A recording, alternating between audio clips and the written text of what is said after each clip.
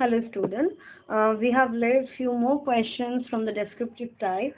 Okay, so descriptive type, the next question is coming. That is, earlier we have done the question that is, what is the similarities between algorithm and flowchart. The next question we are having, that is, what is actually the difference between comparison, that is difference between algorithm and the flowchart.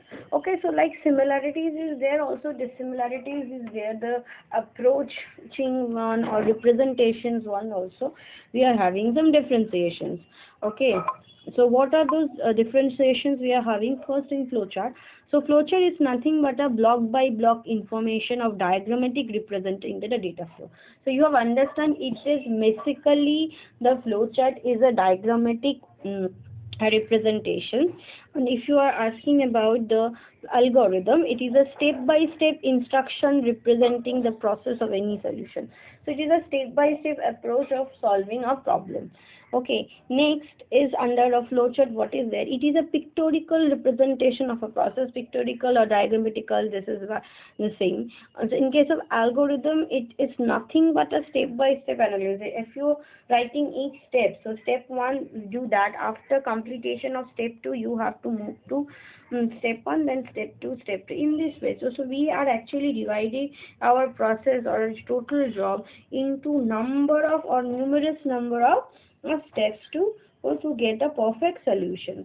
Okay, now it is there.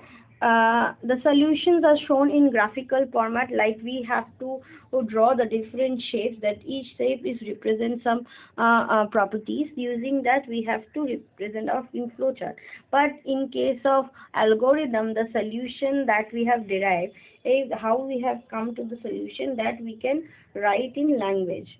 Okay, okay, easy to understand as compared to algorithm. So as it is a pictorial or diagrammatical representation is there, so anyone knows the what is the shape denotes. So it is very easier for a person and to understand the pictorial representations. Okay, and somehow difficult to understand in case of algorithm, because this is written in word format. When it is a sentence format, it is written. So flowcharts for a bigger problem is impractical when the problem is very big. So that point of time, drawing of a flowchart is doesn't actually help us more. So that's why that point of time we have to write down a proper algorithm. Otherwise flowchart will not help you to understand and what is the logic behind it. It means how can we solving the problem. That will be a very difficult issue. Okay. Also, in case of flowchart, if somewhere in the problem we have made anything wrong, if our approaches is wrong, that if you are having a flowchart, you cannot debug the error, you cannot identify that in which case you have made a mistake. But if it is an algorithm, then you can find out easily that where you have made a particular changes, so that the values can be goes correctly. So easy of debugging is possible in case of algorithm. Okay, now it is easy to make flowchart, it is difficult to write algorithm as compared to flowchart. Obviously, if you are comparing between flowchart and algorithm, we have to draw different shapes and we have to put the writing values. So that is more easy. But if you are actually writing, we have to think which steps gonna do first, which is gonna do last, and in what way we will write, so that user can understand. Because how to write down loop, because loop depicting in flowchart is very easy, but looking concept write down in algorithm, it is very difficult. So in this way we can actually differentiate between flowchart and algorithm. Next, question number 7, they are having, that is, they are saying that what is actually the use of a predefined process symbol that is used in a flowchart. That is an example. Predefined process symbolisms also Oh, we have discussed about earlier also. Now, why actually we use this kind of a predefined symbols, we predefined processes is required in flowchart. That explanations we will write down over. First, we are reading the definitions over here. So, predefined process symbol is a maker for another process, steps or series of process follow steps that are formally defined elsewhere in this shape, commonly depicting the sub-process or the subroutine in programming flowcharts. So if the sub-process is considered known but not actually defined in the process procedure, work instructions or some other process of flowchart or documentation, then if it is best not use the symbol since it is implies formally defined processes. So what does it mean? Like predefined processes, it means whatever processing job you are doing, the process itself, the algorithm for it, the functionalities are already being done. It means it is written already.